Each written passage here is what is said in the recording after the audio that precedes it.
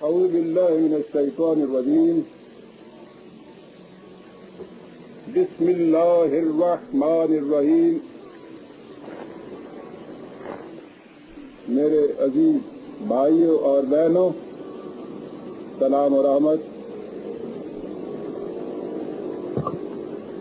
آپ دنیا میں کسی قوم کو دیکھیے،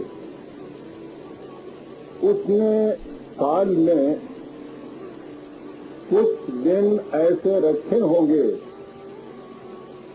جنہیں وہ اپنے قومی تہواروں کی شکل میں مناتی ہے. جب امت محمدیہ صلی اللہ علیہ وسلم کا ظہور ہوا تو اس جماعت کے ذمے عالم انسانیت میں ایسے عظیم المثال انقلاب کا برپا کرنا رکھا تھا کہ انہیں فرصت ہی نہیں تھی کہ یہ تیوہار مناتی پھرے. اکنو کرا دماغ کے فرصت دے باغباں، بلبل کے گفتو گل کے شنید و ثبات کے کر. لیکن قرآن کریم انسانی جذبات کی رعایت رکھتا ہے. اس نے ان کے لیے بھی ایک جشن مسرت کی تقریب کا انتظام کر دیا، اور اس کا حکم خود خدا نے یہ کہہ کر دیا کہ یا ایھا الناس قد جاءتکم موعظۃ من ربکم وشفاء لما فی الصدور وہدی ورحمۃ للمؤمنین. اے نوع انسانی، تمہاری طرف خدا کی طرف سے ایک ایسی اکسیر آ گئی ہے جو دل کے روگوں کا علاج ہے، جماعت مومنین کو صحیح منزل کی طرف رہنمائی کرنے والی، اور اس کی رحمت کل بفضل اللہ و برحمتہ ہی. اے رسول، ان سے کہہ دو کہ یہ محبت عظمیٰ تم کسی طرح اپنے کسب و ہنر سے حاصل نہیں کر سکتے تھے، یہ اس کے فضل اور رحمت سے تمہیں ملا ہے. اور یہ ہے وہ ارشاد گرامی، فَبِذَلِكَ فَلْيَفْرَحُوا، اس پہ جشن مسرت مناؤ، اس لیے کہ ہوا خیر مما یجمعون، یہ ساری دنیا کی دولت سے زیادہ متاع گراں بہا ہے. اور یہ ہے وہ تقریب جشن نزول قرآن کریم کی کہ جسے ہم عید الفطر کہتے ہیں. اس کے بعد ہم نے اس میں ایک اور تقریب کا اضافہ کیا. وہ در حقیقت اضافہ نہیں ہے، وہ اسی حقیقت کا دوسرا گوشہ یا اسی سکے کا دوسرا رخ ہے. قرآن کریم اگر حروف اور نقوش میں خدا کی رہنمائی ہے تو صاحب قرآن صلی اللہ علیہ وسلم کی حیات طیبہ چلتا پھرتا قرآن ہے. نہ رسول کو قرآن سے جدا کیا جا سکتا ہے، نہ قرآن کو رسول سے الگ. اس لیے جب نزول قرآن کے جشن مسرت منانے کی تاکید خدا نے کی تو اسی حکم خداوندی کے استنباط کے طور پر ایک اور تقریب کا بھی امت میں اضافہ ہوا، اور وہ تقریب تھی نبی اکرم صلی اللہ علیہ وسلم کی حیات طیبہ کے تذکار جلیلہ کے عام کرنے کی، جن کے اختصاص سے کوئی مقصد نہیں. حضور کی ولادت کا دن ہو یا وفات کا یوم، وہ یوم بدر ہو یا ہجرت کا دن، وہ فتح مکہ ہو یا تکمیل دین کا اعلان، مقصد صرف یہ ہے کہ دنیا کو یہ بتایا جائے کہ قرآن جس انقلاب کو نظری طور پر بیان کرنے کے لیے آیا تھا، اس داعی انقلاب صلی اللہ علیہ وسلم نے اسے عملاً کس طرح متشکل کر کے دکھایا اور کس طرح نوع انسانی کی مشکلات کا حل اب اسی نظام کے اندر ہے۔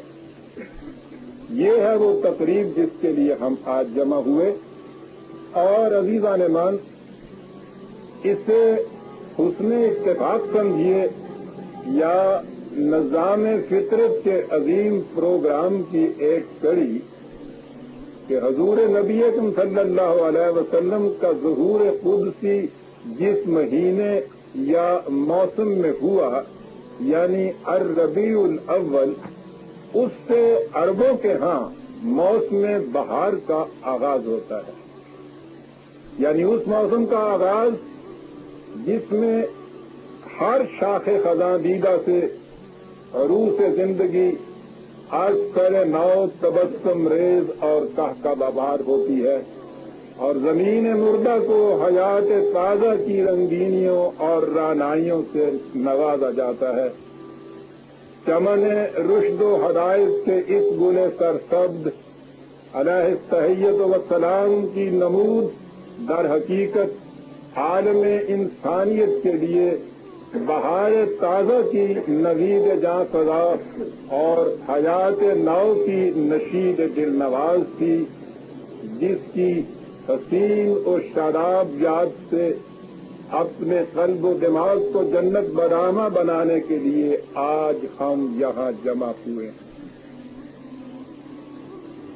میرے آج کے خطاب کا موضوع وہ آیہ جلیلہ ہے جس کی تلاوت میری عزیز طاہرہ بیٹی ثریا اندلیب نے کی۔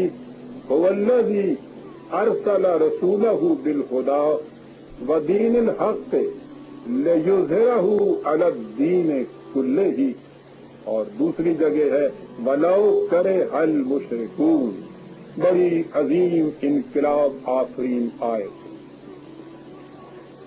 یعنی خدا کی ذات وہ ہے کہ جس نے اپنے رسول کو ضابطہ حیات یعنی وہ نظام زندگی دے کر بھیجا جس نے انسانوں کے وضع کردہ تمام نظام حیات پر غالب آ کر رہنا ہے۔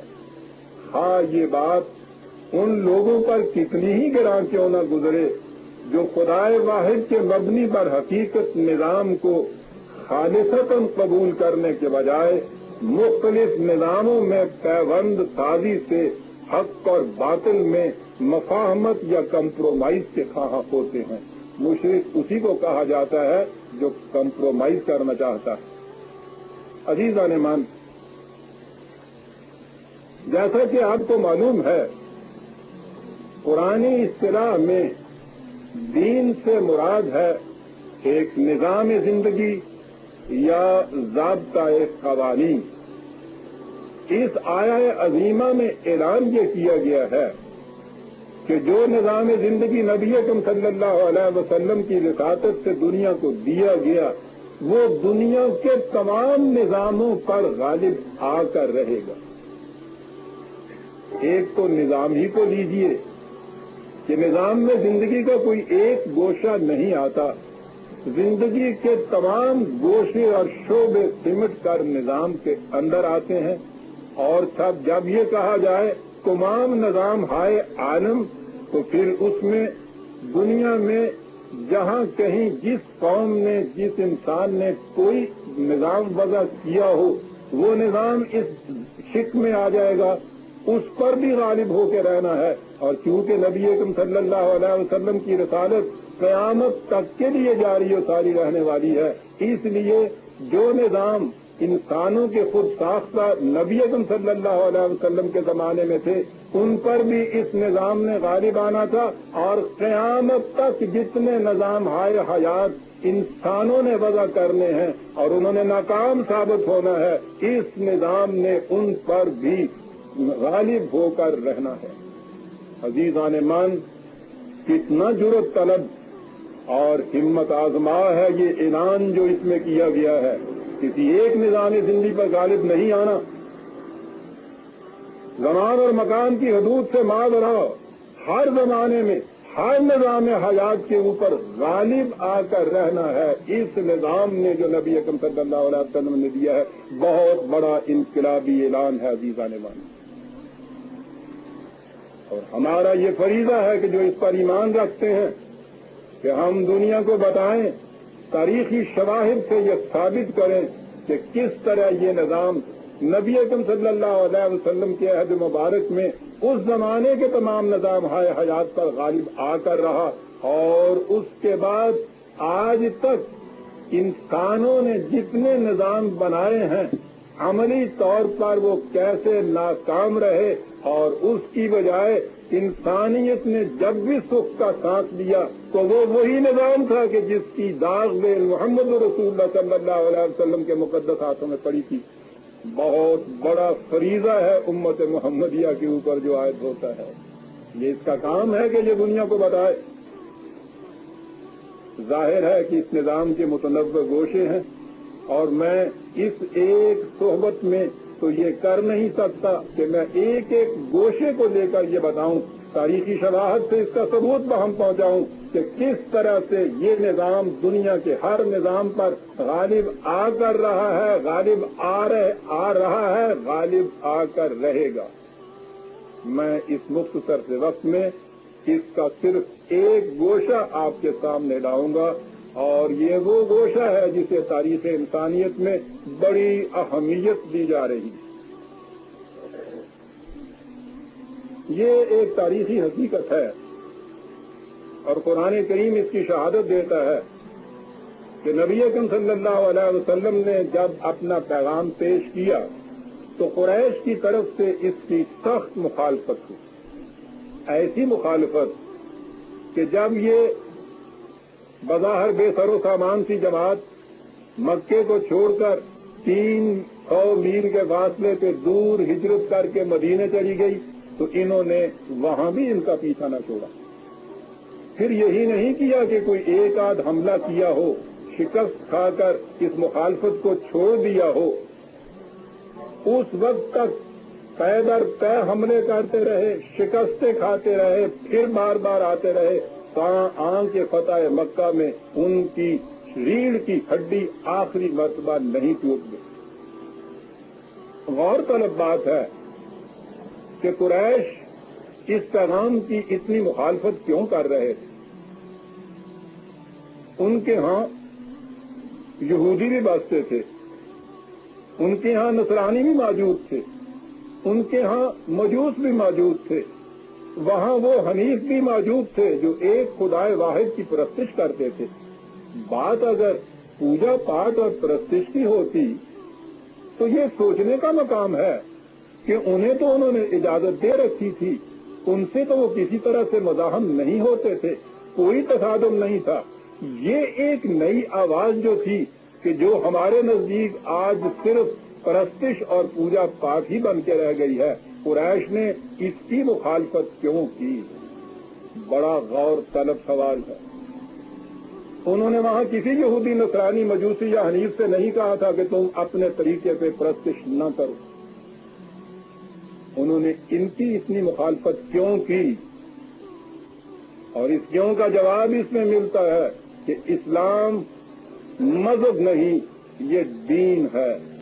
مذہب پرستش یا پوجا پاٹ کا نام ہوا کرتا ہے، دین نظام زندگی کا نام ہوتا ہے، اور قرآن نے خود بتا دیا کہ دین میں اور مذہب میں فرق کیا ہوتا ہے۔ حضرت شعیب علیہ السلام مدین کی قوم کی طرف مبعوث ہوتے ہیں، اس قوم سے کہتے ہیں کہ میں اقامت صلاۃ چاہتا ہوں۔ قوم ہماری طرح مذہب پرست تھی، انہوں نے کہا کہ یہ اپنے طریقے پہ نماز پڑھنا چاہتے ہیں۔ انہوں نے بھی اعلان کر دیا جیسا ملکہ وکٹوریہ نے اعلان عظیم کیا تھا کہ اجازت ہے، ہر اہل مذہب کو آزادی ہے کہ جس طرح سے جی چاہے اپنے مذہب پہ کار بند رہے۔ انہوں نے حضرت شعیب سے کہہ دیا کہ ہمیں کوئی اعتراض نہیں ہو سکتا، آپ کیجئے۔ اور جب یہ اقامت صلاۃ شروع ہوئی تو قرآن کہتا ہے کہ انہوں نے شعیب سے کہا کہ یا شعیب اصلاتوں کا تامروں کا ان نفعل فی اموالنا ما نشاء، ہم نے تو سمجھا تھا کہ تو نماز پڑھنے کی اجازت مانگ رہا ہے، کیا یہ تیری صلاۃ ہمیں اس کی بھی اجازت نہیں دیتی کہ ہم اپنا مال بھی اپنی مرضی کے مطابق خرچ کر سکیں؟ اور یہ کس قسم کی صلاۃ ہے؟ انہوں نے کہا کہ تم نے مذہب کی نماز سمجھی تھی، میں تو دین کی صلاۃ قائم کرنا چاہتا ہوں۔ اور جب قوم سمود میں حضرت صالح علیہ السلام پیدا ہوئے تو وہ اپنے قوم میں، اپنے قبیلے میں اتنے صاحب دانش و بینش تھے کہ جب انہوں نے اپنا پیغام قوم کے سامنے پیش کیا تو قرآن کے الفاظ میں قوم نے کہا یا صالح ہو قد کنت فینا مرجوا قبل ھذا، تم سے تو ہماری بڑی بڑی توقعات وابستہ تھی، یہ تمہیں کیا ہو گیا؟ یہ تم کیا کہنے لگ گئے، کیا کرنے لگ گئے؟ یہ کیا کیا تھا حضرت صالح نے؟ کیا کیا تھا؟ اس زمانے کی معیشت کا دار و مدار مویشی پالنے پر تھا، غلہ بانی پر تھا۔ ان کی کیفیت یہ تھی کہ قوم کے بڑے بڑے سردار زمین پر لکیریں مار کر چراگاہوں کو اور چشموں کو اپنی ملکیت میں لے لیتے تھے، اور کمزور و نادواں انسانوں کے مویشی نہ پانی پی سکتے تھے نہ گھاس چر سکتے تھے۔ حضرت صالح نے بات اتنی کہی تھی ان سے، اور دیکھیے کہ دین کی بات ہوتی تو چھوٹی سی ہے، اس کے اثرات و نتائج کتنے دور رس ہوتے ہیں۔ کہا تھا انہوں نے کہ میں تم سے یہ چاہتا ہوں کہ ھذہ ناقۃ اللہ فذروھا تاکل فی ارض اللہ، دو لفظ ہیں بلکہ دو لفظوں کے دو ٹکڑے ہیں۔ انہوں نے کہا کہ یہ جو مویشی ہیں تم نے خود ان کی نسبت اپنی طرف، میری طرف، تیری طرف کر رکھی ہے، یہ تو ناقۃ اللہ ہیں، یہ تو اللہ کی مخلوق ہیں، یہ خدا کی اونٹنیاں ہیں، انہیں خدا کی زمین میں چرنے دو۔ مویشی بھی اللہ کے، زمین بھی اللہ کی، تھی چاچے لگ دیو بھی جڑا رہے تھے۔ بات یہ تھی جو کہی گئی۔ اب آپ سوچ سکتے ہیں کہ دین کہاں تک پہنچتا ہے، اس کی وہ اجازت کیسے دے سکتے تھے؟ آپ غور کیجئے، قریش کی معیشت، ان کی تمدنی زندگی، ان کی معاشرت، ان کی عظمت، ثروت، عدالت و حشمت کا راز کس میں تھا؟ پہلی چیز یہ کہ کعبہ سارے عرب میں مرکز تھا مذہبیت کا، اور کعبے کی تولیت قریش کے پاس تھی۔ سب سے بڑے پروہت، بنارس کے پانڈوں سے بھی زیادہ اونچے مقدس، یہ تقدیس ان کی صدیوں سے چلی آ رہی تھی اور کسی نے اس کو کبھی چیلنج نہیں کیا تھا۔ اس کی وجہ سے ان کو اتنا ہی نہیں کہ وہاں وہ بیٹھے ہوئے نذرانے وصول کرتے تھے، سارے عرب میں ان کی عظمت، ان کی تقدیس اتنی بڑی تھی، ذرا کم کر دی کہ قرآن کہتا ہے کہ ایلاف قریش ایلافہم رحلۃ الشتاء والصیف، عرب کے بیابانوں اور صحراؤں میں جہاں دن دہاڑے لوٹ پڑ جاتی ہے، کسی کا قافلہ محفوظ نہیں وہاں رہتا تھا۔ کہا کہ قریش کے قافلے محض اس لیے کہ وہ کعبے کے برہمن واقع ہوئے تھے، سردی گرمی رواں رہتے تھے، ان کو کسی قسم کا خوف نہیں ہوتا تھا۔ اطعمہم من جوع وآمنہم من خوف، خدا نے ان کو بھوک کے عذاب سے بھی محفوظ رکھا ہوا تھا، کسی قسم کا خوف و خطر بھی ان کے پاس نہیں تھا۔ اب آپ سوچئے، براہمنیت ہے تو اتنے اونچے درجے کی، اور تجارت کی ذریعے سے دولت ہے تو اس طرح سے وہ سیل رواں کی طرح سمٹتے چلی آ رہی ہے۔ ہم اکثر سنتے چلتے آتے ہیں کہ قریش حسب و نسب کے اوپر بڑا فخر کرتے تھے اور ذات پات کی تمیز کے بندھنوں کو بڑا مستحکم طور پر باندھے رکھنا چاہتے تھے۔ آپ کو معلوم ہے یہ کیوں؟ دنیا کا ہر براہمن یہی کرتا ہے۔ اس کی براہمنیت کا راز یہ ہے کہ کوئی غیر براہمن نہ بننے پائے۔ قریش کی براہمنیت کا بھی راز اس میں تھا کہ وہ قریشیوں کے ہاں ہی رہے، اس لیے وہ کسی غیر قریشی کو یہ انسانیت کا مرتبہ دینا ہی نہیں چاہتے تھے کہ جس میں وہ کسی وقت ان کے اس مناپلی کو، اس اجارہ داری کو چیلنج کر سکے۔ تین چیزیں ہوئی: مذہبی پیشوائیت، دولت کا اتنا بڑا اقتناز، اور ذات پات یا حسب اور نسب کے اوپر اتنا بڑا فخر۔ اور یہ جو پیغام آیا نبی اکرم صلی اللہ علیہ وسلم کا، یہ جو نیا نظام حیات آیا، یہ ان تینوں ابلیسی ستونوں کو ڈھانے کے لیے تھا۔ اس پیغام نے سب سے پہلے ان کی برہمنیت کے بت کو یہ کہہ کر توڑا کہ ان کثیر من الاحبار والرہبان لیاکلون اموال الناس بالباطل ویصدون عن سبیل اللہ۔ یاد رکھو، یہ مذہبی پیشوا مندروں، مسجدوں، گرجاؤں میں بیٹھے ہوئے ہوں، یا وہ خانقاہوں، زاویوں اور تقیوں کے اندر ہوں، روحانیت کی علم بردار ہوں یا شریعت کے مقتدا ہوں، ان کی کیفیت یہ ہے کہ وہ بغیر خود محنت کیے ہوئے لوگوں کی محنت کی کمائی کے اوپر عیش کی زندگی بسر کرتے ہیں۔ دعویٰ ان کا یہ ہے کہ ہم تمہیں خدا کے راستے کی طرف لے جاتے ہیں، حقیقتاً وہ خدا کے راستے میں سب سے بڑے سنگ گراں بن کر حائل ہوتے ہیں۔ اور اس کے بعد ان کی دولت اور حشمت کو یہ کہہ کر للکارا کہ والذین یکنزون الذھب والفضة ولا ينفقونها فی سبیل اللہ۔ یہ لوگ جو سونے اور چاندی کے سکوں کے انبار در انبار جمع کیے رہتے ہیں اور انہیں نوع انسانی کی فلاح و بہبود کے لیے کہ جو خدا کی تجویز کر رہا راہ ہے کھلا نہیں رکھتے، فبشرہم بعذاب علیم۔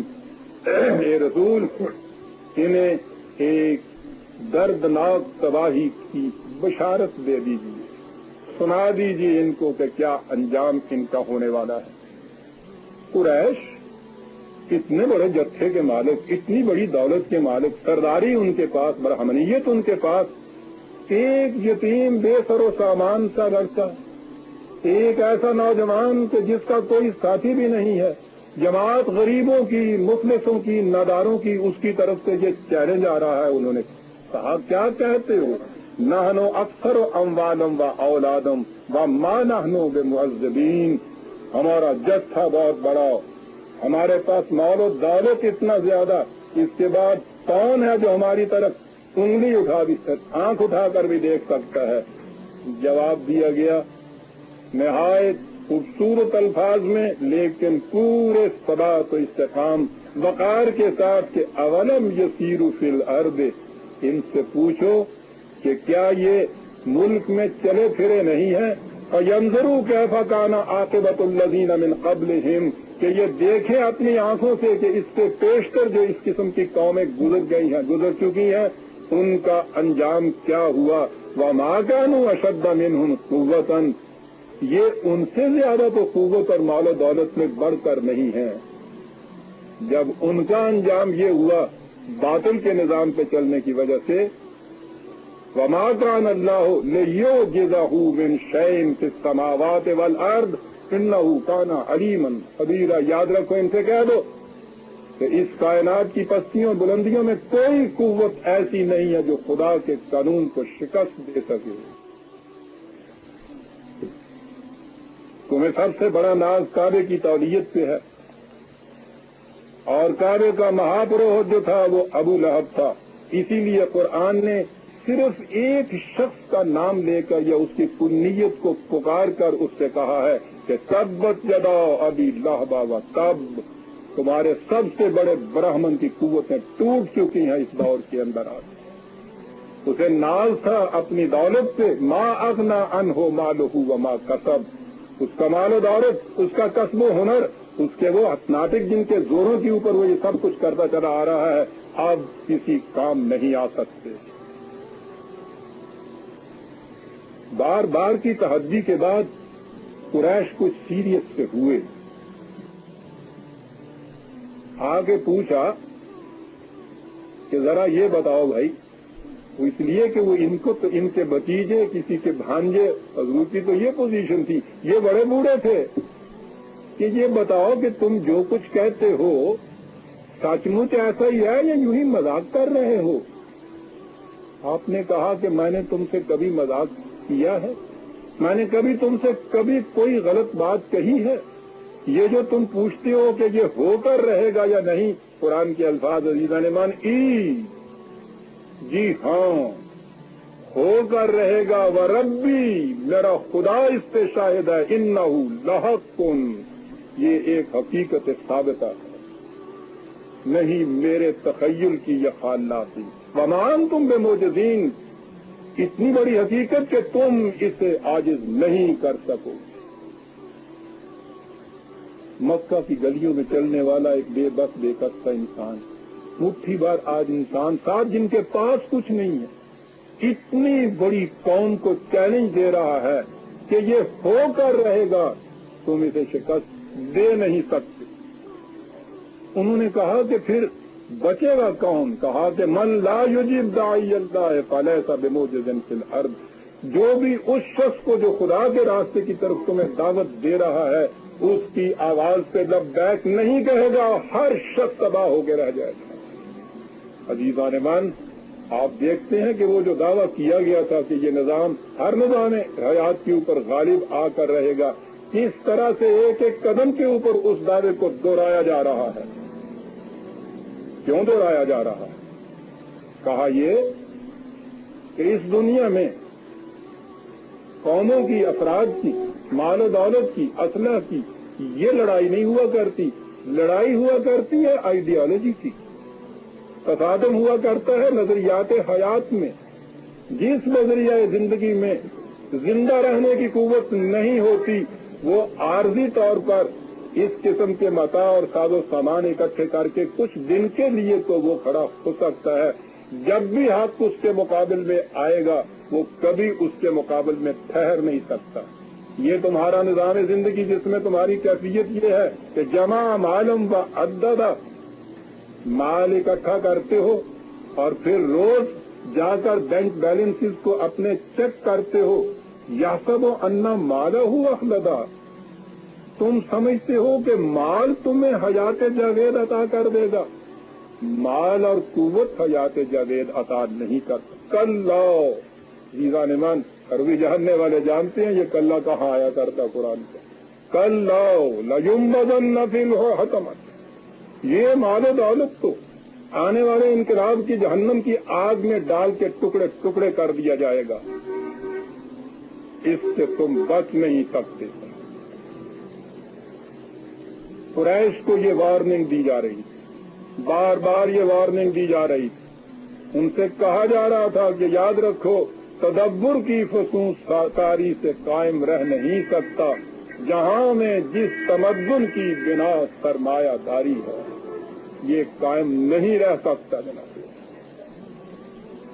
قریش میں کچھ لوگ ایسے بھی تھے دیدہ ور کہ جنہوں نے اس پر ذرا گہرائی میں جا کر غور کیا اور انہوں نے یہ دیکھا کہ واقعی یہ بات جو کہہ رہا ہے یہ ہے کچھ پتے کی بات۔ جس نظام کی بنیاد ریت کے اوپر ہو وہ عمارت قائم رہ نہیں سکتی۔ انہی میں تھا کہ جسے ابو جہل کہا گیا ہے، وہ بات کو بھانپ گیا تھا۔ بجائے اس کے کہ میں ابو جہل کے الفاظ میں بات کروں، میں اس کے الفاظ میں بات کرتا ہوں کہ جسے بات کہنے کا سلیقہ آتا تھا، علامہ اقبال عجیب انداز میں بات کر جاتے تھے۔ ان کا ایک انداز یہ تھا کہ وہ اسلام کی تعلیم کو اس کے مخالفین کی زبان سے پیش کیا کرتے تھے۔ آپ دیکھتے ہیں کیسا یہ نادر طریقہ ہے اور کتنا انوکھا اور دلچسپ و حسین بھی ہے۔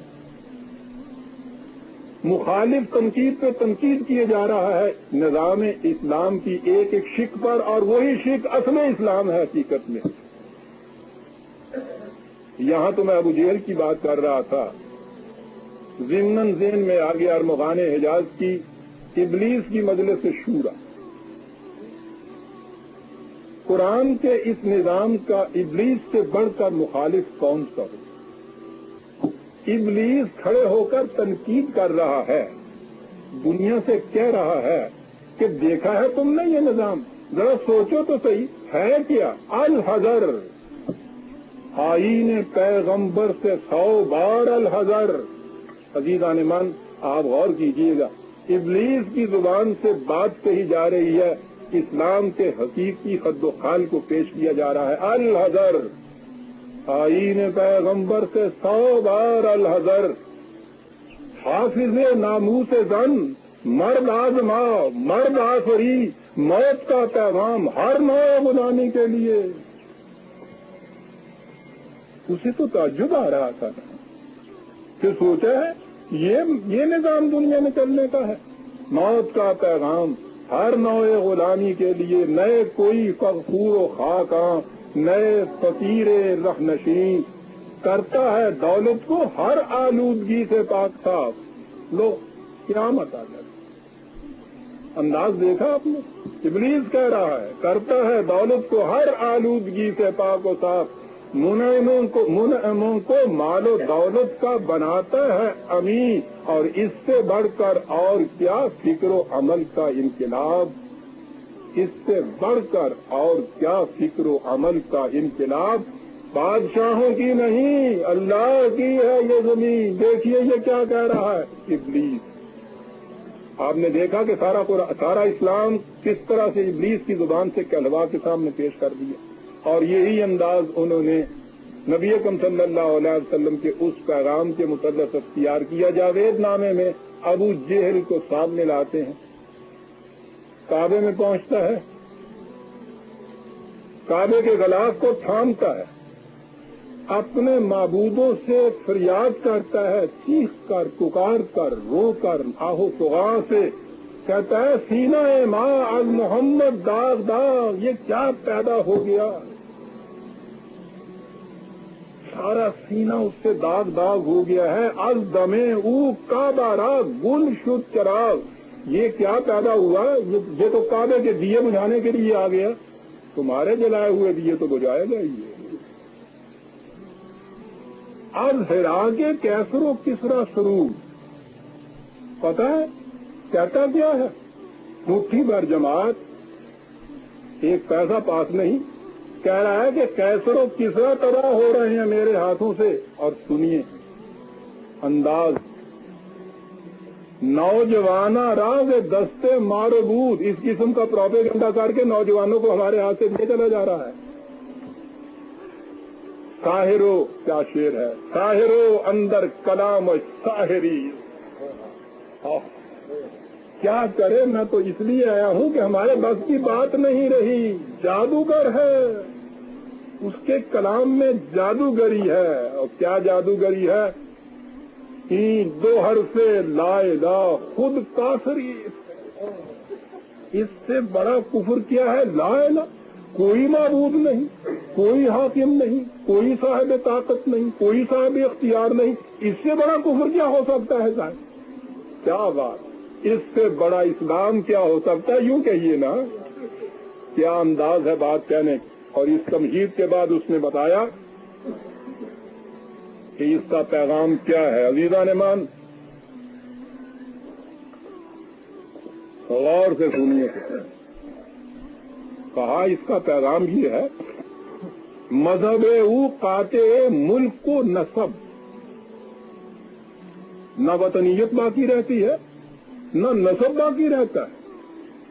اندازہ لگائیے کیا کہہ رہا ہے، آج قریش منکر از فضل عرب، خود قریشی ہے اور کہتا ہے کہ نہیں صاحب، عرب کو عجم کے اوپر کسی قسم کی کوئی افضلیت نہیں ہے، کالے کو گورے کے اوپر کوئی فوقیت نہیں ہے، دیکھیے تو صحیح کیا کر رہا ہے، یعنی خود قریش۔ کیا بات ہے عزیزان،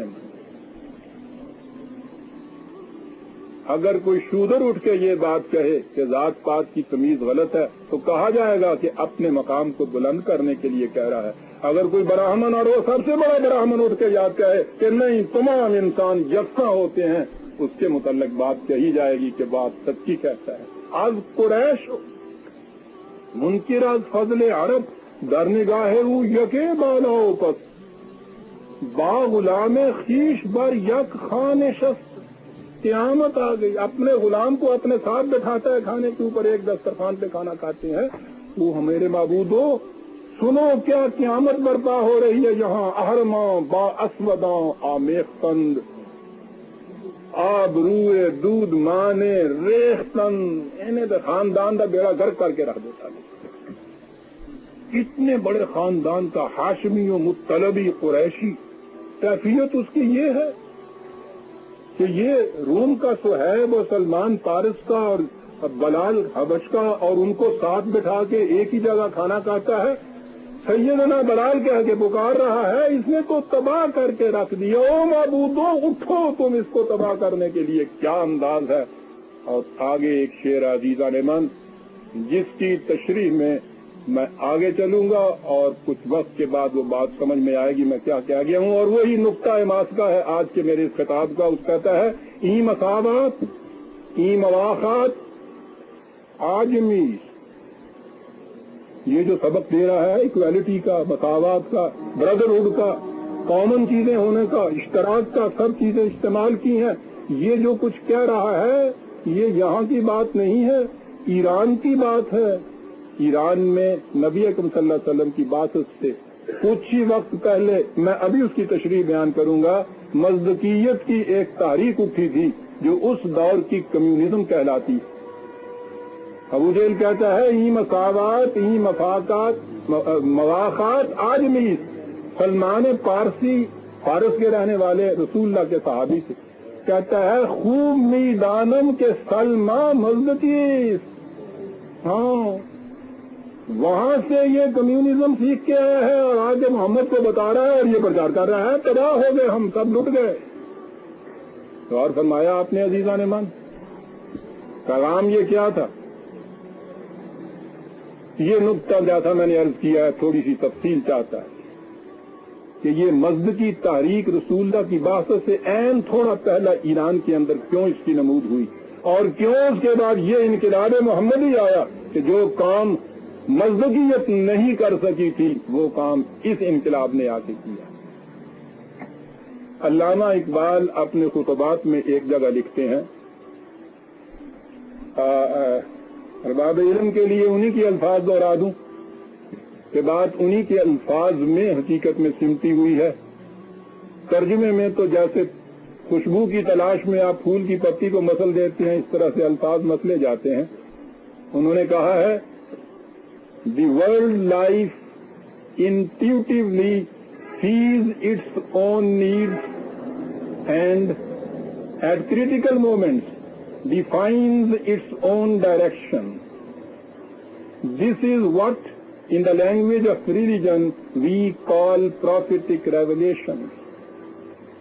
بڑی عظیم چیز کہ حیات عالم وجدانی طور پر اپنی ضروریات کا مشاہدہ کر لیتی ہے اور نازک مواقع پر اپنا راستہ آپ متعین کر لیتی ہے۔ یہ وہی حقیقت ہے جسے ہم مذہب کی زبان میں نبوت کے نام سے تعبیر کرتے ہیں۔ میں علامہ اقبال کے اس فلسفیانہ مطالعہ کی گہرائیوں میں نہیں جانا چاہتا، بات دوسری طرف نکل جائے گی، میں صرف اس وقت اس کے عملی مظاہرے کو سامنے لانا چاہتا ہوں۔ قرآن کریم ہمیں بتاتا ہے کہ ہر رسول کی پیغام کا نقطۂ ماسکہ لا الہ الا اللہ ہوتا تھا، یعنی یہ کہ سروری زیبا فقط اس ذات بے ہمتا کو ہے، حکمراں ہے ایک وہی باقی بتان آزری۔ لیکن اس کے ساتھ ہی آپ دیکھیں گے کہ وہ ہر رسول کی تعلیم کے ایک خاص گوشے کو نمایاں طور پر بیان کرتا ہے۔ یہ گوشہ وہ ہوتا تھا کہ جو اس رسول کے زمانے میں زیادہ اہمیت اختیار کر لیتا تھا، اس کو زمانے کے تقاضے کہتے ہیں، یعنی زمانے کے تقاضے جو کچھ چاہتے تھے اس دور میں، اس رسول کی تعلیم کے اس گوشے کو قرآن ابھار کر سامنے لاتا ہے۔ جیسا کہ میں نے ابھی عرض کیا تھا حضرت شعیب کا یا پہلے حضرت نوح علیہ السلام کا لیجیے، آپ کے زمانے میں طبقاتی امتیاز اس قدر شدت اختیار کر گیا تھا کہ قوم کے بڑے بڑے انہیں اعتراض ہی یہ تھا حضرت نوح علیہ السلام پر، وہ کہتے تھے کہ ہم آپ کے ساتھ شامل ہو جاتے ہیں، لیکن یہ جو تم نے نیچ ذات کے کمینے اپنے ساتھ اکٹھے کر رکھے ہیں انہیں اپنے ہاں سے نکال دو۔ قرآن کریم نے حضرت نوح علیہ السلام کی تعلیم کے اسی گوشے کو اجاگر کیا ہے۔ یہ حضرت سمود کے صالح کے زمانے میں، جیسا میں نے ابھی عرض کیا ہے، اس دور کے اندر زراعت کا جو نظام تھا وہ اتنا غیر ہموار ہو چکا تھا کہ غریبوں کے مویشیوں کو پانی تک پینا نصیب نہیں ہوتا تھا۔ حضرت صالح علیہ السلام کی تعلیم کے اسی گوشے کو قرآن سامنے لایا ہے۔ حضرت شعیب کے زمانے میں تاجرانہ ذہنیت شدت اختیار کر چکی تھی، قرآن نے اسی گوشے کو ابھارا ہے۔ حضرت عیسیٰ علیہ السلام کے زمانے میں یہ مذہبی پیشوائیت جزام کی حیثیت اختیار کر چکی تھی۔ آپ انجیل میں دیکھیے، ان کے پیغام کے اولی مخاطب یہی ہیں جو قبروں کے سرہانے بیٹھے رہتے تھے۔ نبی اکرم صلی اللہ علیہ وسلم کے زمانے میں اگرچہ یہ تمام خرابیاں ایک ایک کر کے اکٹھی ہو چکی تھیں، ظہر الفساد فی البر والبحر، لیکن حیات انسانی کے ایک خاص گوشے میں یہ خرابی اپنی انتہائی شدت تک پہنچ چکی تھی۔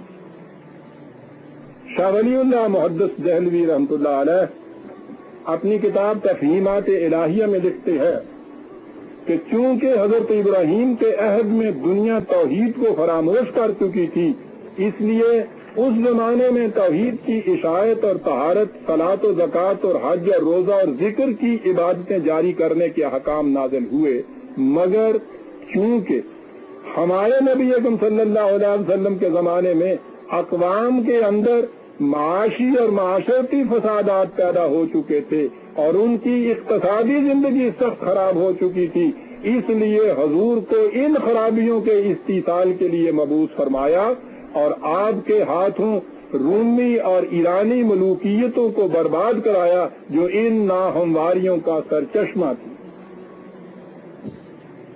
غور فرمایا کہ حضور کے زمانے میں کون سا گوشہ تھا انسانی زندگی کا جس میں باطل کا نظام اس قدر تباہی مچا چکا تھا؟ اقتصادی گوشہ۔ یہ گوشہ کتنی شدت اختیار کر چکا تھا اس کا اندازہ اس سے لگائیے کہ ایران جو اس زمانے میں فیوڈلزم کا گہوارہ تھا، وہاں تنگ آ کر لوگوں نے مزدکیت کی تحریک کو فروغ دیا۔ مزدکیت کی تحریک کو اس زمانے کی کمیونزم سمجھنا چاہیے، بلکہ وہ اس سے بھی زیادہ شدید تھی۔ وہ زر اور زمین کے ساتھ زن کو بھی مشترک رکھنا چاہتے تھے۔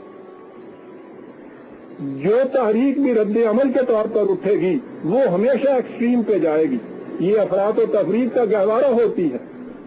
چونکہ نظام سرمایہ داری اس زمانے میں ایران میں خاص طور پر شدت اختیار کر چکا تھا، اس کے رد عمل کے طور پر، ریئیکشن کے طور پر جو تحقیق اٹھی ہے، جو تحریک اٹھی ہے، وہ بھی شدید ترین رخ اختیار کیے ہوئے تھے، لیکن وہ ناکام رہی۔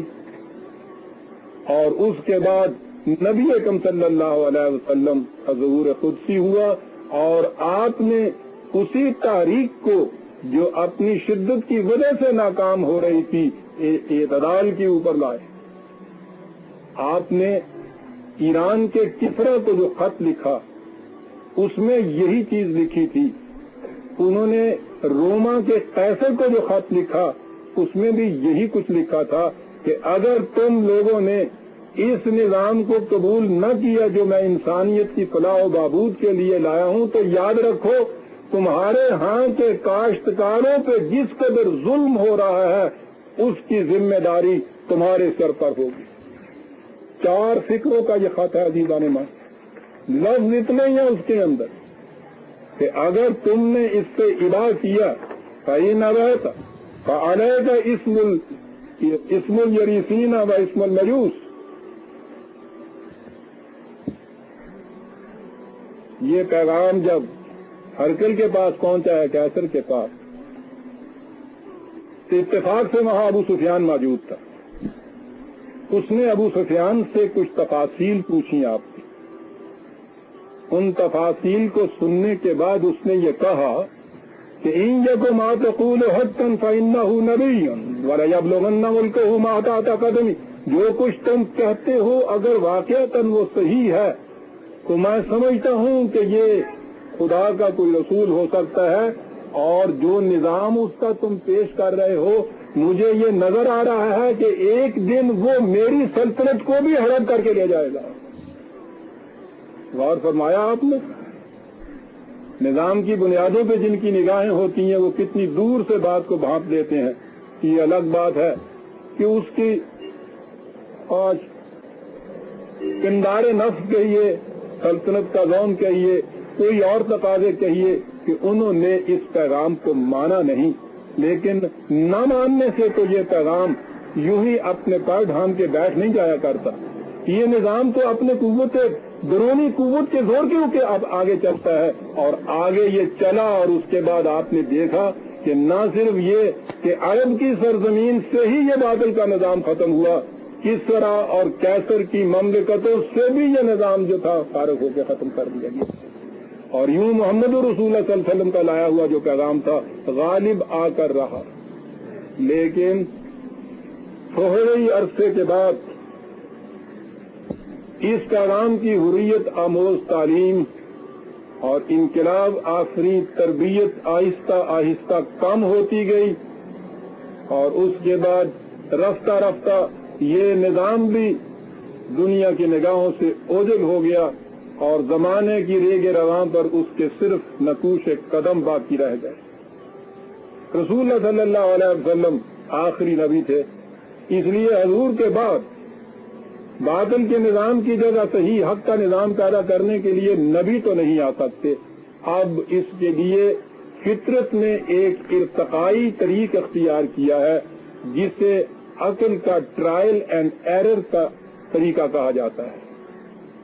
انسان تنہا اپنے عقل کے زور پر اپنی کسی مشکل کا ایک حل تجویز کرتا ہے، اس کو عملی جامہ پہناتا ہے، ہزاروں مشکلات راستے میں آتی ہیں، وہ خون کے دریا پیر کرتا ہے، آگ کی خندقیں پھاڑتا ہے، جنگ ہوتے ہیں، لڑائیاں ہوتی ہیں، ہڈیاں ٹوٹتی ہیں، خون بہتے ہیں. صدیوں کے بعد جا کر اس کا پروگرام کامیاب ہوتا ہے، اور وہ دیکھتا ہے کہ تلاش جس کی تھی وہ زندگی نہیں ملتی. وہ ناکام رہتا ہے طریق، پھر دوسرا طریق وہ اختیار کرتا ہے، پھر تیسرا طریق اختیار کرتا ہے. اس طرح کہیں صدیوں کے بعد جا کر صحیح طریق پر پہنچتا ہے. اسے استنتاجی طریق، ٹرائل اینڈ ایرر کا طریق، ارتقائی طریق کہا جاتا ہے. اسے زمانے کے تقاضے کہا جاتا ہے. آپ گزشتہ 1300 سال کی تاریخ پہ نگاہ ڈالیے اور آپ دیکھیے کہ باطل کے نظام کا ایک ایک گوشہ انسانوں نے اپنے اس ٹرائل اینڈ ایرر کی روح سے اس کو جو صحیح خطوط پہ لائے ہیں، تو کیا ان میں سے ہر خط وہ نہیں تھا جو نبی اکرم صلی اللہ علیہ وسلم نے 1300 سال پہلے کہا تھا؟ ملوکیت کو جمہوریت میں بدلنے کے لیے انسانوں کو کس قدر مصائب اٹھانی پڑی. وہ جمہوریت ابھی قرآن کی نہیں آئی، لیکن بہرحال شخصی حکومت سے مشورے کی حکومت کی طرف قدم تو اٹھا انسانیت کا. غلامی کو مٹانے کے لیے انسانوں نے کتنی تک و تاز کی، ابھی تک وہ مٹ تو نہیں سکی. اس کی شکلیں بدلی ہیں، روح باقی ہے، لیکن آپ دیکھیے کہ انسانیت کا ہر قدم اسی طرف نہیں اٹھ رہا. دنیا سے مذہبی پیش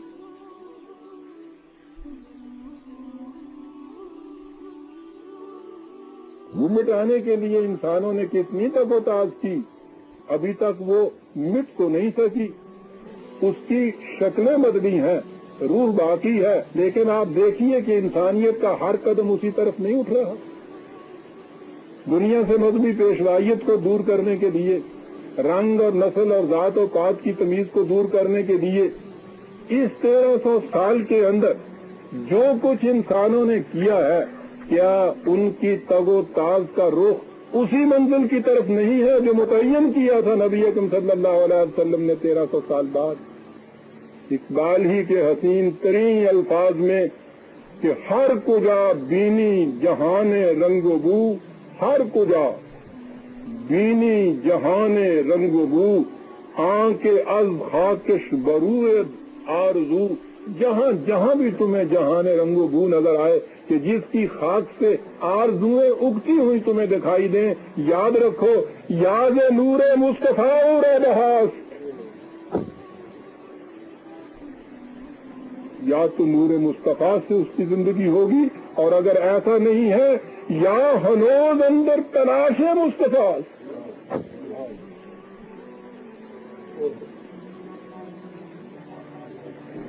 آپ عزیزان مان عصر حاضر کے اس تقاضے کو لیجئے، اور یہ وہی تقاضا ہے کہ جس تقاضے نے ایران میں مزدقیت کو پیدا کیا تھا۔ ہمارے دور میں سرمایہ داری اپنی انتہا پہ پہنچ چکی تھی کہ اسی قسم کا ایک جنون آمیز تقاضا کمیونزم کی شکل کے اندر برآمد ہوا۔ جیسا کہ میں نے عرض کیا ہے، ایکسٹریم تحریکوں کا رد عمل ایکسٹریم سے ہوا کرتا ہے، لیکن یہ ایموشنل، یہ جذباتی چیزیں مسائل کا حل نہیں تلاش کر سکتی۔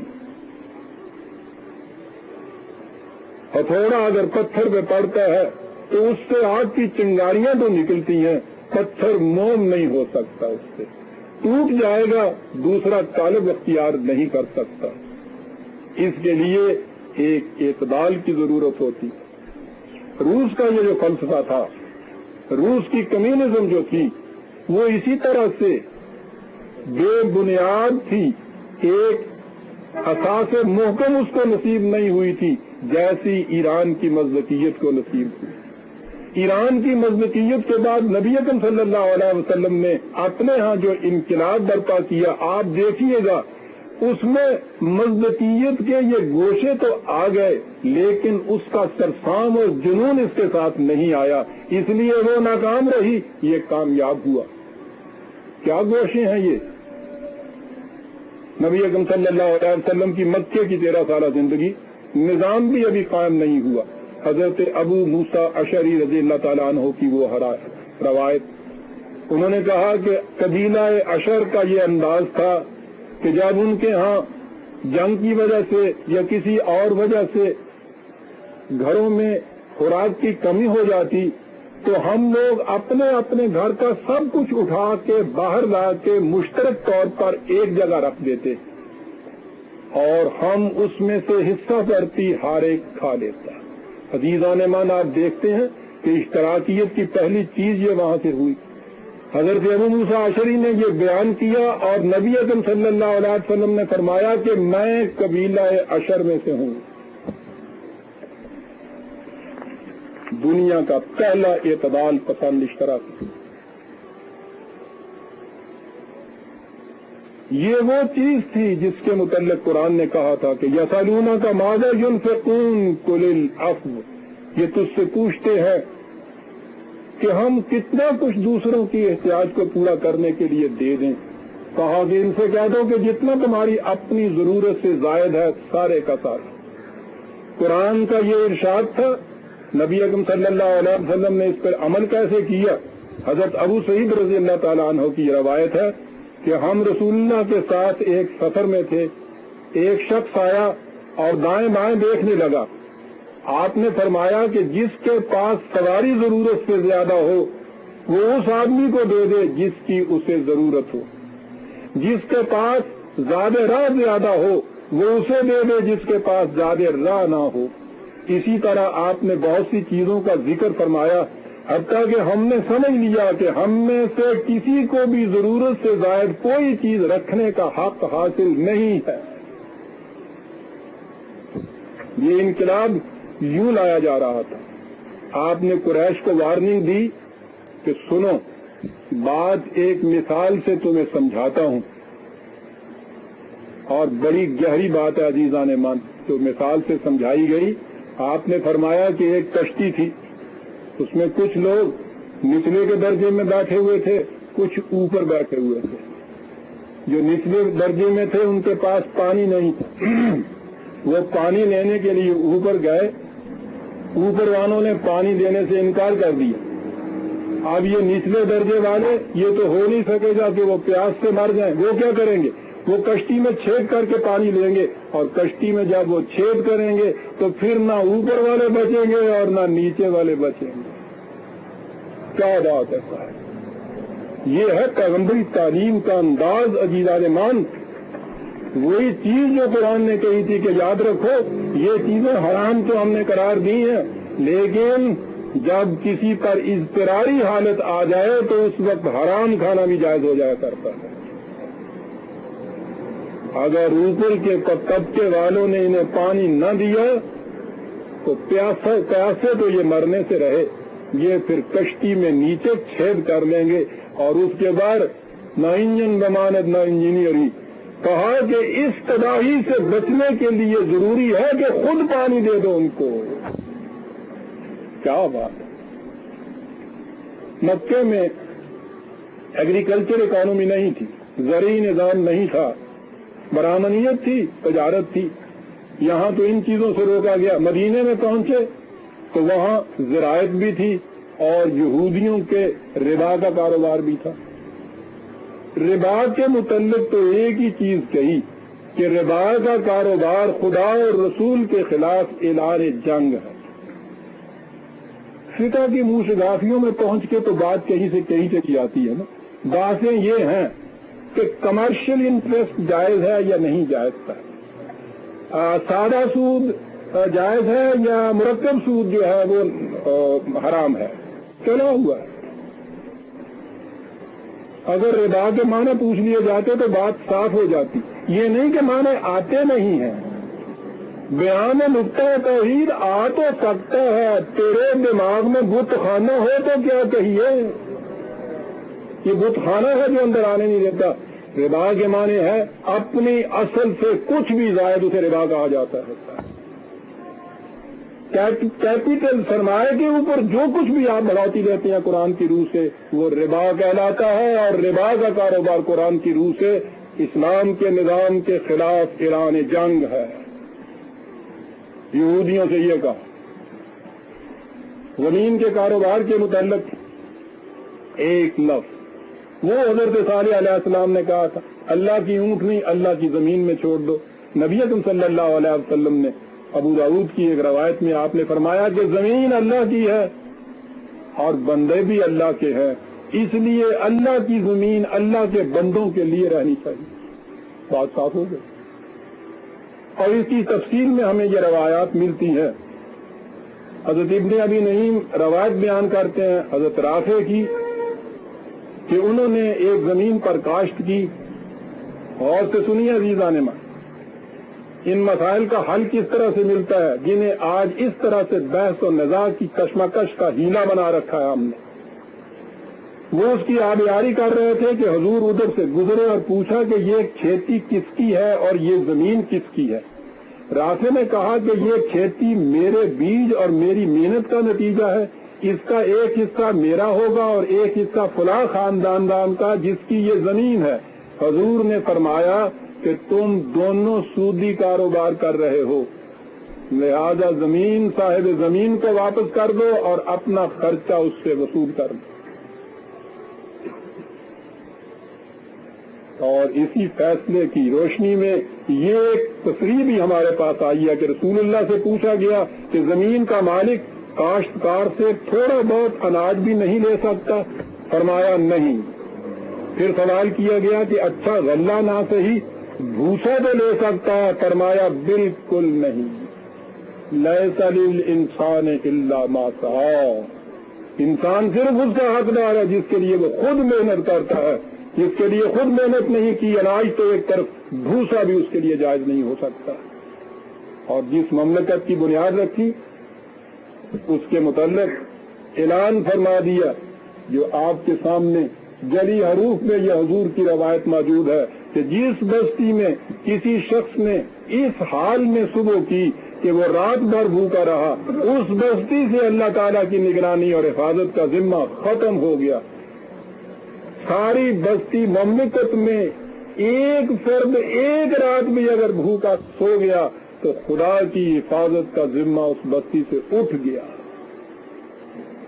سب سے اہم سوال اکنامکس میں، معاشیات میں معاوضے کا تعین ہے، ویجز کا تعین ہے. یعنی ہم صبح جاتے ہیں ایک مزدور کو لے کے آتے ہیں، مزدور کو ہم دن بھر کام پہ لگاتے ہیں، شام کو اسے ہم مثلاً 3 روپے دے دیتے ہیں. 3 روپے روز ہم کہتے ہیں اس کا مقرر ہے، یہ ویجز. سوال یہ ہے کہ یہ 3 روپے مقرر کس نے کیے ہیں؟ 3 کیوں؟ 30 روپے کیوں نہیں؟ انجینئر کے 30 روپے روز، مزدور کے 3 روپے روز. कौन मुकर्रर करता है? बाद में तदब्बुर ये बात समझ में आ जाएगी कि ये तलब और रसद का सवाल है, सप्लाई एंड डिमांड का सवाल है। मजदूरों की तादाद बहुत ज्यादा है, मांग कम है, जिन्स सस्ती हो गई, इंसान सस्ता हो गया।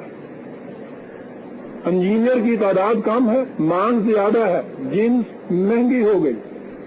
और अब आप देख रहे हैं ना कि हमारे यहाँ यूं यूं ये तादाद बढ़ती जा रही है, इस जिन्स की कीमत घटती चली जा रही है। तलब और रसद का सवाल, ये तो कोई बात नहीं है अज़ीज़ान मन, काम की उजरत का सवाल नहीं है। हमारे जमाने में ये जो कम्युनिज्म आई और उसकी पहली इब्तदाई शक्ल सोशलिज्म आई, सोशलिज्म के अंदर तो उन्होंने ये कहा कि हर एक से उसकी कैपेसिटी के मुताबिक काम की उजरत। और जितना कुछ मैंने देखा है इस निजाम का, इस सवाल का जवाब उनके यहाँ भी कहीं से नहीं मिलता कि काम की उजरत मुकर्रर करने का मेयार क्या है।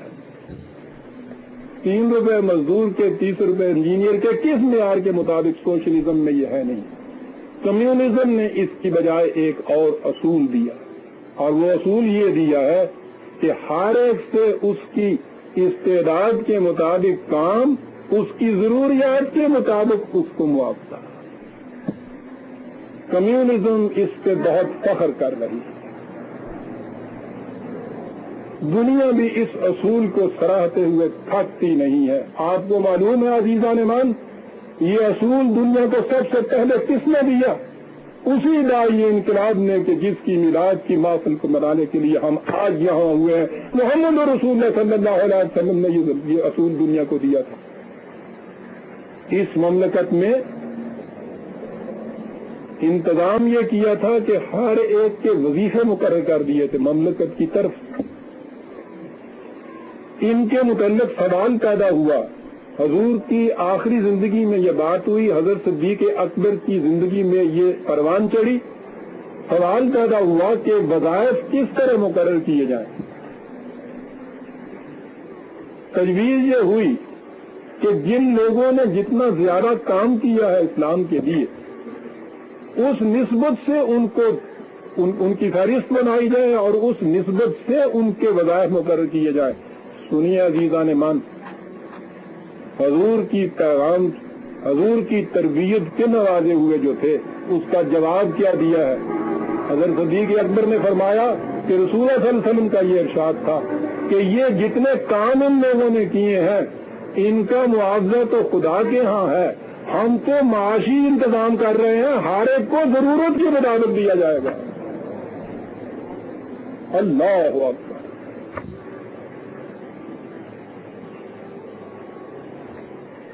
वेजिस का वो अजीम तरीन असूल कि जिस पे दुनिया आज इतना फख्र कर रही है। अजीज़ान मान, सोचिए कि ये कहाँ से असूल आया था। मैं कहता हूँ कि अगर आज ये बात न कहूँ या कोई कहे और उसे कहा जाए कि साहब कम्युनिज्म भी ये कहती है, तो मैं कहता हूँ कि कम्युनिज्म तो इसके ऊपर फख्र करना चाहिए कि उससे 1300 साल पहले एक हादिया तरीके ये असूल उनको दे गया था। हमने अपनी गलती से, पता नहीं मफाद परस्ती से, इन असूलों को समझ लिया कि ये हैं इनके। हमने देखा ही नहीं पर्दा उठा के कि ये तो हमारे असूल हैं जो इन लोगों ने मुस्तार ले लिए हुए हैं। मुहम्मद रसूलुल्लाह सल्लल्लाहु अलैहि वसल्लम ने दुनिया में ये अजीम तरीन असूल दिया बरादराने भी।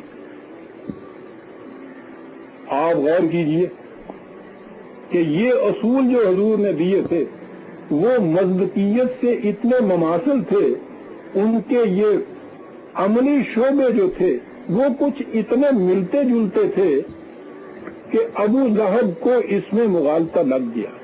और ये वजह थी कि उसने कहा था कि ई मसावात ई मवाखात आजमीस खूब मीदानम के सलमा मज़दकी। इस निजाम में उसको मज़दकी निजाम के जो प्रैक्टिकल शोबे थे उनकी मुमासलत नजर आती थी। अजीज़ान बहरहाल ये था वो निजाम जो नबी अकरम सल्लल्लाहु अलैहि वसल्लम ने मुतशक्किल फरमाया और सबसे पहले अपनी जिंदगी को इस तालिब के अंदर ढाला। ساری زندگی ایک پیسہ جمع نہیں کیا. ان کے معیار کے مطابق جو زکوٰۃ پڑتی ہے، سال بھر مال رکھا رکھے تو اس کے بعد زکوٰۃ پڑتی ہے. آپ کو پتا ہے انہی کے معیار کے مطابق نبی اکرم صلی اللہ علیہ وسلم نے زکوٰۃ ہی نہیں دی. مال ہی نہیں جمع کیا تو زکوٰۃ کیا دیا جائے؟ کوئی جائیداد کھڑی نہیں کی، ترکے میں کچھ نہیں چھوڑا. دم واپسی پوچھا کہ گھر میں کچھ ہے؟ کہا کہ 7 دینار آج ہی باہر سے آئے ہیں. فرمایا کہ عائشہ جلدی سے بیت المال میں بھیجو کہ ضرورت مندوں کے کام آئے. اور فکرہ یہ تھا میں نہیں چاہتا کہ خدا کے حضور جاؤں تو وہاں خدا یہ دینار دکھا کے کہے کہ محمد گھر میں یہ فالتو رکھے ہوئے تھے.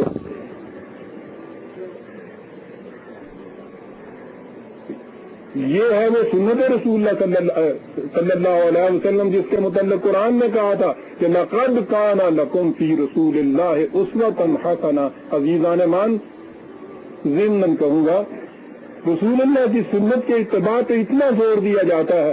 زور کس بات پہ دیا جاتا ہے؟ اس قسم کی وضع قطع رکھو، اس قسم کے بال بڑھاؤ، اس قسم کا لباس پہنو. یہ سنت رسول اللہ جو حضور کی ساری زندگی پہ مشتمل ہے، کبھی آپ کے سامنے لائی گئی ہے؟ جو اس سنت کو سامنے پیش کرتا ہے اسے کمیونسٹ کہا جاتا ہے. لَقَدْ كَانَ لَكُمْ فِي رَسُولِ اللَّهِ أُسْوَةٌ حَسَنَةٌ. کون سا وہ اسوہ حسنہ ہے رسول اللہ کا جو آنے والوں کے لیے بھی ایک مثالی زندگی بناتا ہے؟ وہ کبھی نہ جہاں کے سامنے نہیں لایا جاتا. بہرحال میں نے کہا یہ ہے کہ ہمارے زمانے کے تقاضے بھی اسی قسم کے اقتصادی انقلاب کے متقاضی ہوئے جیسے ایران میں مصداقیت کے زمانے میں تھے. روس نے 1917 میں یہ آواز بلند کی. کسی نے اس تاریخ کو کس معنی میں لیا،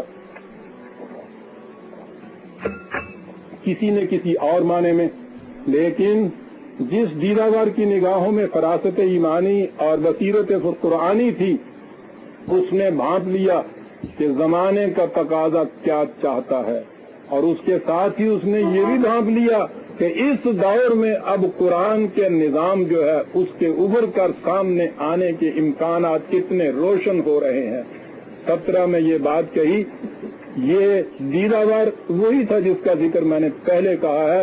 اقبال نے اس روس کے انقلاب کے بعد یہ کہا کہ قوموں کی روش سے مجھے ہوتا ہے یہ معلوم، بے وجہ نہیں روس کی یہ گرمی رفتار. غور سے سنی عزیزان من. اندیشہ ہوا شوخی افکار پہ مجبور، فرسودہ طریقوں سے زمانہ ہوا بیزار. انسان کی ہوس نے جنہیں رکھا تھا چھپا کر، کھلتے نظر آتے ہیں بتدریج وہ اسرار. قرآن میں ہو غوطہ زن اے مرد مسلمان، اللہ کرے تجھ کو عطا جدت کردار. اور جو حرف قل العفو میں پوشیدہ ہے اب تک، یسالونہ کا ماذا ينفقون قل العفو، پوچھتے ہیں تجھ سے کہ کتنا دوسروں کے لیے دے دیں، کہو کہ ضرورت سے زیادہ سب العفو. جو حرف قل العفو میں پوشیدہ ہے اب تک، اس دور میں شاید وہ حقیقت ہے نمودار. لیکن اقبال نے جہاں زمانے کے اس تقاضے کی شدت کو محسوس کیا وہاں یہ بھی بھانپ لیا کہ یہ بات کمیونزم کے بس کی نہیں ہے. اس لیے کہ فکر او در تند باد لاب مان، مرکب خود را سوئے الا نران. وہ نفی کے اوپر چلا جا رہا ہے، اس کے ہاں اسبات ہے ہی نہیں ہے. اور نفی بے اسبات مرگ امتاں. اس لیے انہوں نے اس زمانے میں روس سے کہا تھا کہ در گزر از لا اگر جو اندائی، تا رہے اسبات گیری زندائی. اور اس سے بھی زیادہ واضح الفاظ میں کہ اے کہ می خواہی نظام عالم جستائی اور اساس محکم. عالمگیر انسانیت کے لیے ایک نظام قائم کرنے کے لیے تو اٹھا ہے، اس کے لیے کوئی محکم بنیاد بھی تو نے تلاش کر لی ہے، اور یہ محکم بنیاد برادران عزیز قرآن کے اصولوں کے علاوہ کہیں نہیں مل سکتی. کون سا قرآن؟ اقبال ہی کے الفاظ میں سنیے کہ چیز قرآن خواجہ را پیغام مرگ. اللہ، بات ختم، ہاتھی کے پاؤں تلے سب کا. چیز قرآن خواجہ را پیغام مرگ، دستگیر بندائے بے ساز و گرد. روس نے اساس محکم تلاش نہ کی. آپ نے دیکھا کہ تھوڑے ہی عرصے کے بعد اسے رجعت قہقری اختیار کرنی پڑی. الٹے پاؤں چلا، آہستہ آہستہ اسی نظام سرمایہ داری کی طرف لوٹ رہا ہے. چین میں اس کا تجربہ ہو رہا ہے، لیکن وہاں بھی نظام کی بنیاد اساس محکم پہ نہیں ہے، شخصیت پرستی پر ہے. خدا کا انہوں نے انکار کیا، موزے تنگ کو خدا بنا دیا. اور میں سمجھتا ہوں کہ یہ ان کے خمیر میں داخل تھا. چینیوں کے ہاں پہلے بدھزم تھا. آپ کو پتا ہے کہ بدھزم میں خدا کی نفی کی جاتی ہے اور بدھا کی پرستش کی جاتی ہے. بیان ہی تاریخ اپنے آپ کو دہرا رہی ہے. چین کی کمیونزم میں خدا سے انکار کیا جاتا ہے، موزے تنگ کی پرستش کی جاتی ہے. لیکن جیسا کہ میری عزیزہ بیٹی ثریا اندلیب نے یہ کہا تھا کہ شخصیتوں کے سہارے نظام نہیں چلا کرتے، نظام آئیڈیالوجی کے بیسس کے اوپر چلا کرتے ہیں. اور یہی چیز تھی جو قرآن نے کہا تھا اس ذات اقدس و اعظم کے متعلق، جیسا کہ انہوں نے کہا تھا کہ بعد از خدا بزرگ توئی قصہ مختصر. قرآن نے یہ کہہ دیا کہ یاد رکھو ما محمد الا رسول قد خلت من قبلہ الرسل افإن مات او قتل انقلبتم علی اعقابکم. اور تو اور محمد بھی بجوزی نے اس کے خدا کا ایک پیغامبر ہے. اس سے پہلے بھی پیغامبر آئے، پیغام دینے کے بعد چلے گئے. کل کو اگر یہ بھی چلا جائے، مر جائے، قتل کر دیا جائے، تو کیا تم یہ سمجھ گئے کہ اب نظام تو اس کے دم سے تھا، تم پھر اپنے نظام توہنا کی طرف پلٹ جاؤ گے؟ کہا کہ جو ایسا کرے گا وہ خدا کا کچھ نہیں بگاڑے گا، نقصان اس کا ہوگا، خدا کا نظام تو اپنے زور دروں پہ آگے چلے گا. پھر یہ وہ نظام ہے جس کے متعلق قرآن نے کہا کشجرۃ طیبۃ اصلھا ثابت وفرعھا فی السماء. ایک شجر طیب کی طرح کہ جس کی جڑیں پاتال میں ہوتی ہیں اور اس کی شاخیں آسمان کو چھو رہی ہوتی ہیں. اکلھا دائم وظلھا، اس کے پھل بھی ہمیشہ رہتے ہیں، اس کے سایہ بھی ہمیشہ رہا کرتا ہے. اس لیے شخصیتیں آنی اور فانی ہیں، اصول ابدی اور لازوال ہوا کرتے ہیں. میں کہہ یہ رہا تھا کہ زمانے کے تقاضے ہمیں بتا رہے ہیں کہ گیا دور سرمایہ داری، گیا تماشا دکھا کر مداری گیا.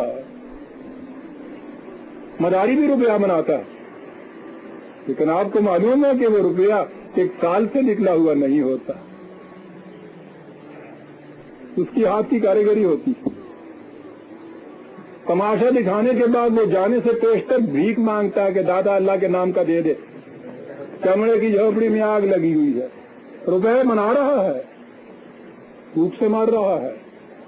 یہ نظام باطل کے مداری کا ہاتھ ناٹک ہوتا ہے. برادران عزیز، در حقیقت روپیہ وہاں سے نہیں بنتا، در حقیقت تو وہیں سے بنے گا کہ شجرۃ اصلھا ثابت وفرعھا فی السماء. یہ دور آ گیا ہے جس میں تقاضا یہ ہے کہ سرمایہ داری کا دور گیا. یہ نظام جو نبی اکرم صلی اللہ علیہ وسلم کے مقدس ہاتھوں سے ایک دفعہ سرزمین حجاز میں اس طرح متشکل ہوا تھا، اس کے دوبارہ متشکل ہونے کا زمانہ آ گیا. پاکستان کی سرزمین اس کے لیے بڑی مساعد تھی. عزیزاں، جب ہم یہاں آئے تھے، یہاں نہ ملوکیت تھی، نہ مذہبی پیشوائیت تھی، نہ بھی کوئی سرمایہ داری تھی. ایک کلین سلیٹ تھی، ایک زمین کا خطہ تھا جس پہ ہم نے اپنے نقشے کے مطابق مسجد تعمیر کرنی. لیکن تاریخ اپنے آپ کو پھر دوہرا رہی ہے. جس طرح 1400 سال پیشتر محمد عربی صلی اللہ علیہ وسلم کی مخالفت میں وہاں کا ابو جہل اٹھ کھڑے ہوئے تھے، اسی طرح سے یہاں بھی جب یہ آواز اٹھائی گئی تو عصر حاضر کے ابو جہل اس کی مخالفت کے لیے اٹھ کھڑے ہوئے، اور تماشا یہ کہ اس نے بھی کعبے کے دامن کو تھام کر اس کے خلاف مخالفت کی تھی، یہ بھی کعبے کا ہی دامن تھام کے مخالفت کرتے ہیں کہ اگر اس دامن کے ساتھ اپنی نسبت نہ رہے تو کوڑی کے 3 بکتے ہیں یہ لوگ۔ لیکن قیامت یہ ہے کہ جس کعبے کے دامن کے طفیل ان کو یہ عزت اور فخر نصیب ہو رہا ہے، اسی کعبے کے غلاف کو سستے داموں دنیا کے سامنے بھیج کے امت کو پھر اسی نظام کوہن کی طرف لے جانا چاہتے ہیں۔ اس زمانے کا ابو جہل شاید جہالت کی بنا پہ ایسا کہہ رہا تھا، اسی لیے شاید اسے ابو جہل کہا جاتا ہے۔ اس دور کے آبائے جہل جہالت کی بنا پر یہ کچھ نہیں کہہ رہے، سب کچھ جانتے بوجھتے وہ یہ کچھ کہہ رہے ہیں، لیکن انہیں یہ سن رکھنا چاہیے کہ جس طرح اس دور کے ابو جہل کے فغان و واویلا سے کچھ اثر نہ پیدا ہوا، تمہاری اس ساری مخالفت سے، تمہاری اس تزاحم سے کچھ نہیں بگڑے گا، اس لیے کہ یہ تمہاری مخالفت انسانوں کی مخالفت نہیں ہے، سنت اللہ کی مخالفت ہے۔ وَلَن تَجِدَ لِسُنَّتِ اللَّهِ تَبْدِيلًا، اللہ کی سنت کبھی بدلا نہیں کرتی۔ تمہیں یاد رہنا چاہیے کہ وَاللَّهُ غَالِبٌ عَلَىٰ أَمْرِهِ وَلَٰكِنَّ أَكْثَرَ النَّاسِ لَا يَعْلَمُونَ، اللہ اپنے پروگرام کو غالب کر کے رہا کرتا ہے، اگرچہ اکثر لوگ اس حقیقت کو جانتے نہیں ہیں۔ ان لوگوں کو گوشے ہوش سے یہ سن رکھنا چاہیے کہ زندان یوسفی سے ابھرا ہوا یہ غلغلہ انگیز پیغام، یہ جو میں نے ابھی آیت تلاوت کی ہے، حضرت یوسف علیہ السلام کی یہ ہے۔ جبھی میں نے زندان یوسفی کہا ہے کہ زندان یوسفی سے ابھرا ہوا یہ غلغلہ انگیز نعرہ آج بھی ہر مستبد فرعون سے پکار کر کہہ رہا ہے کہ قفس ہے بس میں تمہارے بس میں نہیں، چمن میں آتش گل کے نکھار کا موسم۔ محمد الرسول اللہ صلی اللہ علیہ وسلم کے لائے ہوئے نظام کے متعلق یہ دعویٰ کہ لِيُظْهِرَهُ عَلَى الدِّينِ كُلِّهِ ہوئی، کسی انسان کا ادعائے باطل نہیں، خدائے کائنات کا مبنی علی الحق دعویٰ ہے جو کبھی ناکام نہیں رہ سکتا۔ وَلَوْ كَرِهَ الْمُشْرِكُونَ، خواہ مشرکون پر یہ کتنا ہی کیوں نہ گراں گزرے۔ جیسا کہ میں نے پہلے عرض کیا تھا، یہاں کافرون نہیں کہا، مشرکون کہا ہے۔ کافر تو کھلی ہوئی مخالفت آ کے کرتا ہے، مشرک کرتا کیا ہے؟ نظام سرمایہ داری میں تھوڑا سا قرآن کا پیغام لگاتا ہے اور پھر چمن میں لالا دکھاتا پھرتا ہے باغ اپنا کلی کلی کو، یہ جانتا ہے کہ اس دکھاوے سے 20 جنوں میں شمار ہوگا، لیکن اب دنیا اتنی جلدی نہیں جو پہلاوے میں آ سکتی ہے۔ دین نمان یہ اس کی بھول ہے، خنزیر کو بسم اللہ پڑھ کر ذبح کرنے سے بھی وہ حلال نہیں ہو جایا کرتا۔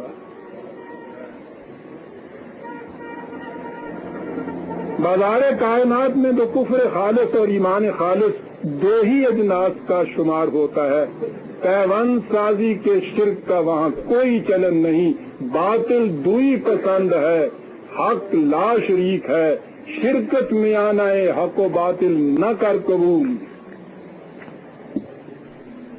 صدر اول میں بھی جب قرآن کے اس انقلابی پروگرام کی آواز بلند ہوئی تو اس وقت تو ایک طرف مسلمانوں کی جماعت تھی اور دوسری طرف مخالفت میں کھلے ہوئے غیر مسلم تھے، قریش، یہودی، مجوس، نصرانی، سارے غیر مسلم۔ اس زمانے میں مقابلہ کھلے ہوئے کفر سے تھا، لیکن ہمارے زمانے میں جب سرمایہ دار قوتوں نے دیکھا کہ ان کے نظام کی بساط الٹنے کو ہے تو ہر چند ان کا اپنا نہج زندگی سیکولر تھا، انہوں نے پکارا کہ دنیا کے خدا پرستوں اٹھو اور اس ابھرنے والے فتنے کو کچل کر رکھ دو۔ پیشہ خدا پرست عزیزان مان نہایت سہل الحصول اور بڑی ہی سستی جنس ہوا کرتی ہے. وہ ان کو ملی، کثرت سے ملی، بڑی سستی ملی.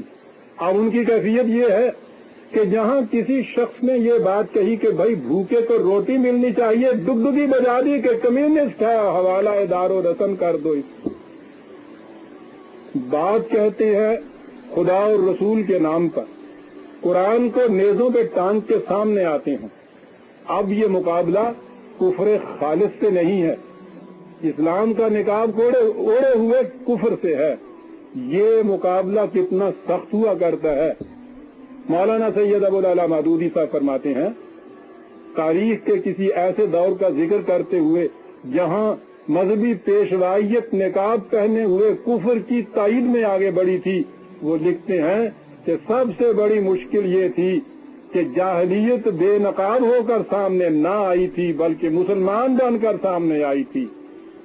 کھلے داہریے یا مشرکین و کفار سامنے ہوتے تو شاید مقابلہ آسان ہوتا، مگر وہاں تو آگے آگے توحید کا اقرار، رسالت کا اقرار، صوم و صلات پر عمل، قرآن و حدیث سے استشہاد تھا اور اس کے پیچھے جاہلیت اپنا کام کر رہی.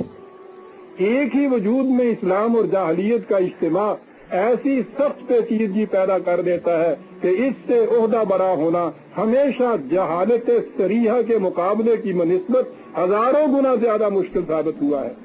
پوریاں جاہلیت سے لڑیے تو لاکھوں مجاہدین سر ہتھیلیوں پر لیے آپ کے ساتھ ہو جائیں گے اور کوئی مسلمان اعلانیہ اس کی حمایت نہیں کر سکے گا.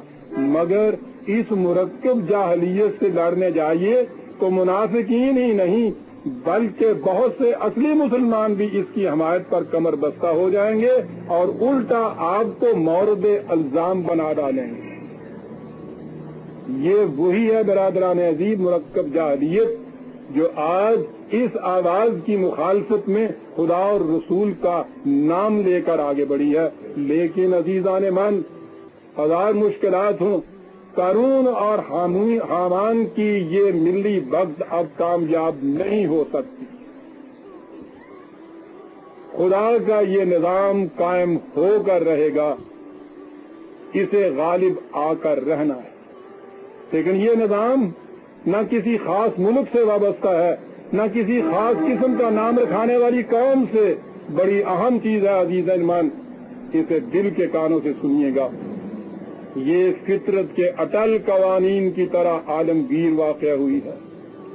دنیا کی جو قوم بھی ان اصولوں کو اپنا لے گی وہ اس کے ثمرات سے بہرہ یاب ہو جائے گی. اس میں شبہ نہیں کہ جی چاہتا تھا اور بہت چاہتا تھا کہ اس نظام کو وہی قوم متشکل کرے جو اپنی نسبت محمد رسول اللہ صلی اللہ علیہ وسلم کی طرف کیے ہوئے ہے. لیکن اگر اس کی سعادتوں سے بہرہ یاب ہونا اس کی قسمت میں لکھا ہوا نہ ہو تو کوئی کیا کر لے گا. یہی وہ احساس تھا کہ جس سے نہایت افسردگی کے عالم میں اقبال نے کہا تھا کہ محفل ما بے میو بے ساقیس. ٹھیک ہے، ہماری محفل نہ شراب اس میں نہ ساقی اس میں، لیکن ساز قرآن را نواہا باقی است. زخمہ ما بے اثر افتد اگر، اس ساز میں سارے نغمے لاہوتی پوشیدہ ہیں، اگر ہمارا مزراب اس کے تار پہ صحیح نہیں پڑتا کوئی بات نہیں. آسماں دارد ہزاراں زخمہ وار،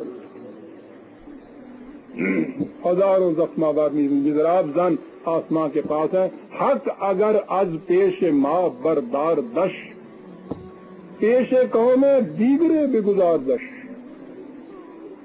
اور ترسم از روزے کہ محروم مشک و نم، خون کے آنسو روتا ہوں جب یہ احساس ہوتا ہے کہ یہ اتنی بڑی چیز کسی اور کے سپرد ہو جائے گی. آتش خود بر دل دیگر زنند. لیکن عزیزان من،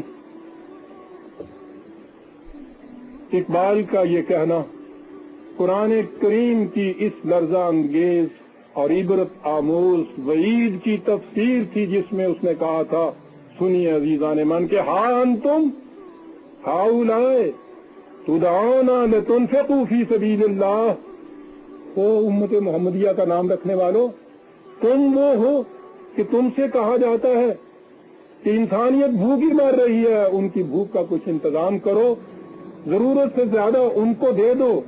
تمہاری کیفیت فَمِنْكُمْ مَن يَبْخَلُ، اور تم میں سے وہ لوگ ہیں جو سب کچھ سمیٹ کر اپنے ہی پاس رکھنا چاہتے ہیں۔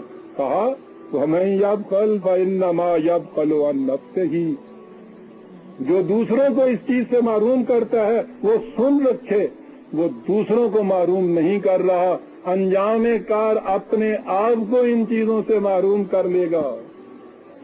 واللہ الغنی وانتم الفقراء، اللہ مستغنی ہے، محتاج تو تم ہو۔ عزیزان من سنیے آگے، وَإِن تَتَوَلَّوْا، اگر تم اس نظام سے روگردانی کرو گے،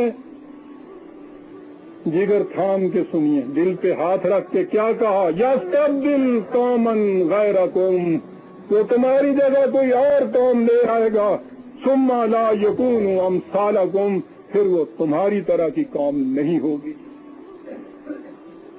اسی لیے اقبال نے کہا کہ ذکر حق از امتاں آمد غنی، وہ مستغنی ہوتا ہے کہ فلاں امت ہے اور فلاں امت نہیں۔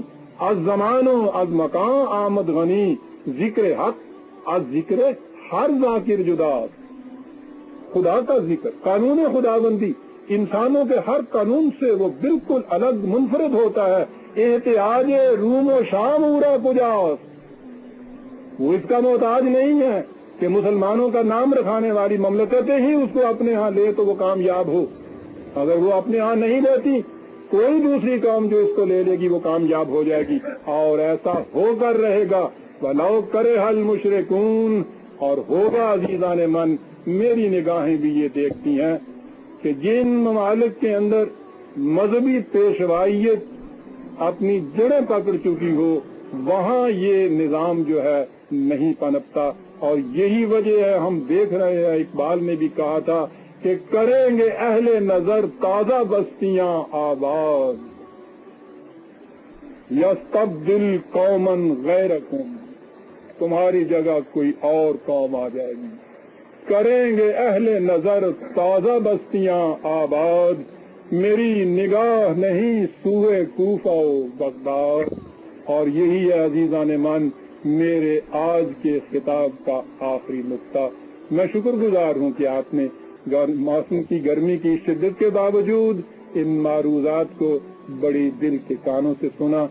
اللہ تعالی ہمیں توفیق عطا کرے کہ ہم اس پیغام محمدی صلی اللہ علیہ وسلم کو دنیا میں اتنا عام کرتے چلے جائیں کہ پھر دنیا اس کی طرف آنے کے لیے مجبور ہو جائے۔